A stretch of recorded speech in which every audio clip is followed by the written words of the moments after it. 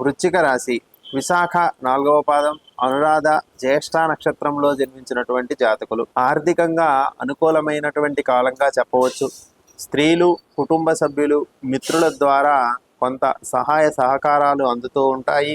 అవి ఆర్థికంగా కానీ శారీరక శ్రమ ద్వారా కానీ ఏ విధంగానైనప్పటికీ కూడా వృశ్చిక రాశి వారికి ఈ వారం ఇతరుల నుండి సహాయం అందడానికి అవకాశం ఉంటుంది. ఆరోగ్యపరమైనటువంటి విషయాలలో కూడా శుభకరంగా ఉంటుంది. శారీరకంగా ఏర్పడినటువంటి ఇబ్బందులు ఇప్పుడు తగ్గి కొంత కోలుకోవడానికి అవకాశం ఉంటుంది.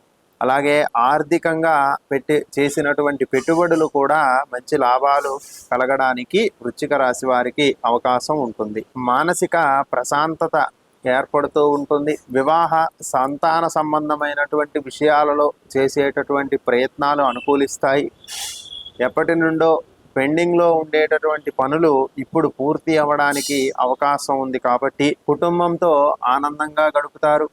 విందు వినోద కార్యక్రమాలలో పాల్గొంటారు. ఉద్యోగులలో ప్రమోషన్ రావడానికి అలాగే ఇంక్రిమెంట్లు కలగడానికి కూడా అవకాశం ఉంటుంది. వ్యాపార రంగంలో ఉండేటటువంటి వ్యక్తులకు అభివృద్ధికరంగా ఉంటుంది.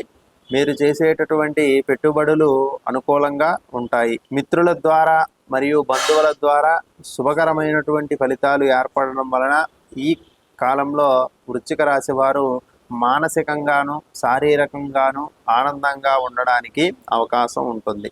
ఈ పక్షం చివరిలో వ్యాపార సంబంధమైన విషయాలలో నష్టాలు ఏర్పడడానికి అవకాశం ఉంది కాబట్టి తగిన జాగ్రత్తలను తీసుకోవాలి. ప్రభుత్వ మూలకంగా కానీ వస్తు నాణ్యత లోపించడం వలన కూడా నష్టాలు ఏర్పడడానికి అవకాశం ఉంది కాబట్టి ప్రధానంగా వ్యాపారస్తులు తగిన జాగ్రత్తలు తీసుకోవాలి. నూతన వస్తు వాహనాలు ప్రాప్తించడానికి కూడా అవకాశం ఉంటుంది. ఎక్కువగా బంధువుల ఇళ్లలో గడపడం వలన ఆనందాలు వెల్లివిరియడానికి అవకాశం ఉంటుంది. కాబట్టి ఇలాంటి కాలంలో శ్రీమన్నారాయణుని అర్చించడం ఉపయుక్తమైనటువంటి అంశంగా చెప్పవచ్చు.